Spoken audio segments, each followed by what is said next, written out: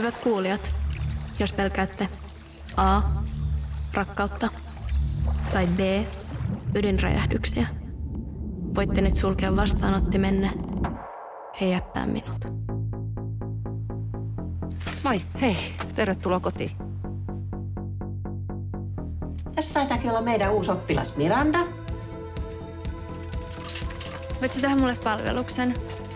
Näyttele mun ystävää. Hyvät kuulijat, jos toinen antaa avaimen, ota se. Jos toinen näyttää haavansa, paina omasi sitä vasten. Mä vaan haluaisin johonkin pois. Johonkin tosi kauas. Kaikki kaverit muuttaa täältä pikkuhiljaa pois. Mä oon täällä. Et sä oot tänne jäämässä.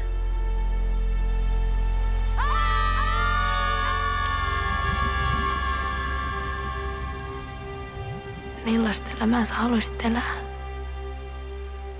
Miltä susta tuntuu, että sun äiti on sairas? Miltä susta tuntuu, kun sä roikotat sun päätä ikkunasta? Miltä tää susta tuntuu?